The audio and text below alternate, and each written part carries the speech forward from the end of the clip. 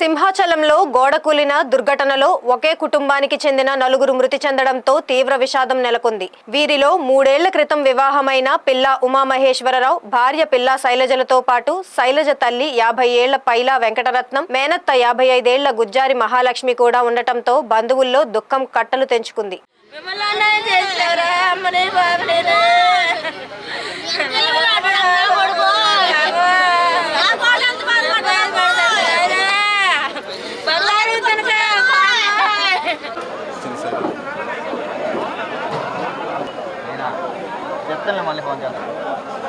గోడకూలిన ఘటనలో మృతులు ఉమామహేశ్వరరావు, శైలజ సాఫ్ట్వేర్ ఉద్యోగులు. వర్క్ ఫ్రం హోంలో భాగంగా మధురవాడలోనే ఉంటూ ఉద్యోగాలు చేస్తున్నారు. చందనోత్సవంలో పాల్గొనాలని సింహాచలం వెళ్లి క్యూలైన్లో ఉండగా గోడ కూలడంతో అక్కడికక్కడే మృతి చెందారు.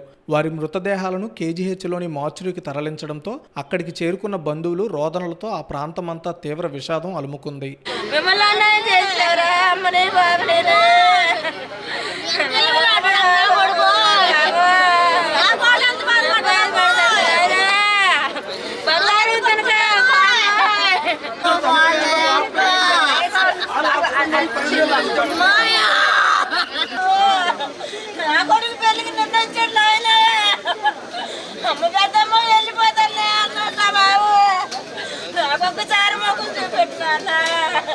మీ చేతుల్లో ముందు దగ్గర బతుకులు ఆధారు కాలు కొట్టుకుంటారు ఆయన ఇప్పటికి బలైపోయారా ఆయన ఒక్కసారి చూపించండి ఆయన.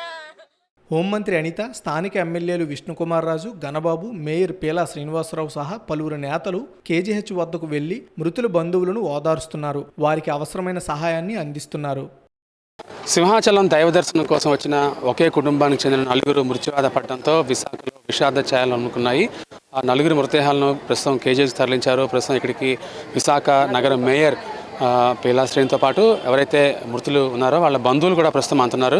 వారిని అడిగి విషయాలు తెలుస్తుందా? సార్ మీరు చెప్పండి, ముఖ్యంగా బంధువులు విషయం వద్దాం. సార్ ఏం జరిగింది అసలు రాత్రి? వాళ్ళు ఎవరు మీకు బంధువులు అంటున్నారు? మీకు ఏ రకంగా బంధువులు? వాళ్ళు ఏ రకంగా మనకు దూరం అయ్యారు? చందనోత్సవానికి చాలా విపరీతమైన ఏర్పాట్లు చేశారు.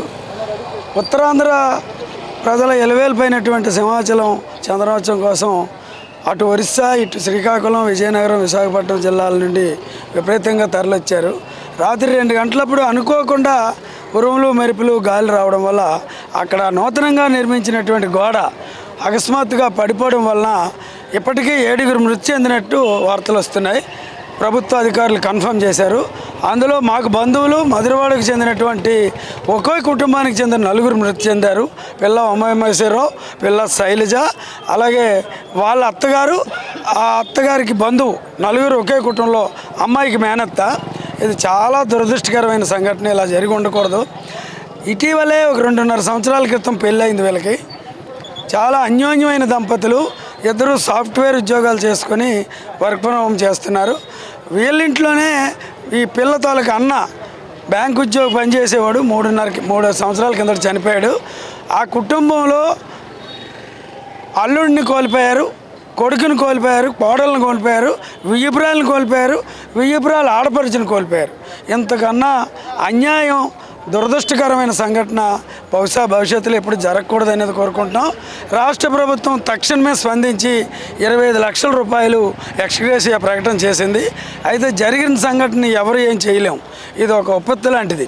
మేము కోరేది రాష్ట్ర ముఖ్యమంత్రి గారు వస్తారని తెలిసింది కాబట్టి వాళ్ళకి ఎల్జీ పాలిమర్స్ దుర్ఘటనలో జరిగినట్టు వాళ్ళకి నష్టపరిహారం 1 లక్ష రూపాయలు ఇచ్చినట్టు ఆ కుటుంబానికి 1 కోటి రూపాయలు నష్టపరిహారం ఇచ్చి ఆదుకోవాలని, ప్రభుత్వ ఉద్యోగం ఏదైనా అవకాశం ఉంటే ప్రభుత్వ ఉద్యోగం ఇచ్చి ఆదుకోవాలనేది ప్రజల తరపున, ఆ బంధువుల తరపున, విశాఖ జిల్లా ప్రజలందరి తరపున, సిపిఐ తరపున మేము హృదయపూర్వకంగా విజ్ఞప్తి చేస్తున్నాం. మేయర్ గారు ప్రస్తుతం శ్రీనివాస్ గారు, సార్ మీరు చెప్పండి, జరిగిన సంఘటన చాలా బాధాకరమైంది. ఒకే కుటుంబంలోనూ వాళ్ళు మనకు దూరం అయ్యారు. మీకు ఏమనిపిస్తుంది? ముందు ఇలాంటి జరగకుండా ఎలాంటి జాగ్రత్తలు అవసరం? అంటే ఇది యాక్సిడెంట్లీగా జరిగింది. ఏదైతే దేవుడు నిజస్వరూపం సంవత్సరానికి ఒకసారి చందనవల్లి పండుగ వస్తుంది. ఒరిస్సా నుంచి కానీ అదర్ రాష్ట్రాల నుంచి కూడా ఎక్కువ మంది ప్రజలు వస్తారు. నైట్ నుంచి లైన్లో ఉండి దర్శనం చేసుకుంటారు. ఏదైతే టెంపుల్కి ఆనుకొని ఉన్న దర్శనాలకు ఇచ్చిన లైన్లన్నీ ఎక్కడా ఇబ్బంది రాలేదు. నైట్ 12 వర్షంలో భారీ ఎత్తున రావడం, ఏదైతే ఉందో ఇప్పుడు యాక్సిడెంట్గా జరిగిన ఆ గోడ దగ్గర ఆ వాటర్లోనికి వెళ్ళడం, ఆ గోడ కూలిపోవడం వల్ల జరిగింది. ఎటువంటి అయినప్పటికీ కుటుంబాలన్నీ కూడా 7 చనిపోయారు. 7 కుటుంబాలు కూడా ఆ దేవస్థానంలో ఇప్పటి వరకు అటువంటి దుర్ఘటన కూడా చూడలేదు. ట్రాఫిక్ గత ప్రభుత్వంలో ట్రాఫిక్ ఆగిపోవడం, లైన్లు ఆగిపోవడం ఇలాంటివి జరిగాయి. దానికి ప్రతిష్టంగా ఈసారి కలెక్టర్ గారు కానీ, పోలీస్ కమిషనర్ కానీ చంద్రబాబు నాయుడు గారి ఆదేశాల మేరకు చాలా సీరియస్గా తీసుకున్నారు. అంటే ఈ విషయం జరుగుతుందని ఎవరు ఊహించింది కాదు, వర్షాలు వస్తాయని కూడా ఊహించింది కాదు. దీనివల్ల జరిగింది. ఏదైనప్పటికీ ఆ కుటుంబాలకి వెంటనే చంద్రబాబు నాయుడు జరిగిన అరగంటలోనే ఆ కుటుంబాల కోసం మెసేజ్ పెట్టి ఇమీడియట్గా ఐడెంటిఫై చేయమని ఆదేశాలు ఇవ్వడం, వాళ్ళు ఫింగర్ ప్రింట్ తీసి ఐడెంటిఫై చేసి కార్డులు కూడా ఇమీడియట్గా తీసుకొని కుటుంబాల్ని చేర్చే ఉన్నాయి. ఇంకా అమలాపురం నుంచి 2 రావాలి. ఆ 2 కోసం కూడా ట్రై చేస్తున్నాం. వాళ్ళు ఆన్ ది వేలో ఉన్నారు. గాయపడిన వాళ్ళకి ఎలాంటి చికిత్స ఇస్తున్నారు గవర్నమెంట్ తరఫు నుంచి? ఒక్కరికే చిన్నదే గాయం పడ్డది, ఆయనకి కూడా పర్వాలేదు. కాలుకి చిన్న దెబ్బతాలింది, కానీ చనిపోయిన వాళ్ళే 7 కూడా. ఆ 7 కుటుంబాలు ఎవరు ఆ బాధను తీర్చలేరు. వాస్తవం చెప్పాలంటే కుటుంబాల నుంచి నేను స్టార్టింగ్ నుంచి ఇప్పటి వరకు కంటిన్యూ ఉన్నా. ఆ బాధ ఏ కుటుంబానికి రాకూడదు. ఇటువంటి దాంట్లో చంద్రబాబు నాయుడు గారు వెంటనే స్పందించారు. డబ్బులు అనేది ప్రధానం కాదు, ఆ స్పందన కూడా వెంటనే 25 లక్షలు ఇవ్వడం జరిగింది. సార్ మీరు చెప్పండి సార్, ఏం జరిగిన సంఘటన పట్ల మీరు ఏ విధంగా స్పందిస్తారు? ఈరోజు ఏదైతే చంద్రోత్సవ కార్యక్రమం ఉందో, చంద్రోత్సవ కార్యక్రమంలో భాగంగా రాష్ట్ర ప్రభుత్వం పెద్ద ఎత్తున కార్యక్రమం అక్కడ ఎంతో అట్టహాసంగా కార్యక్రమం చేయడం జరుగుతుంది.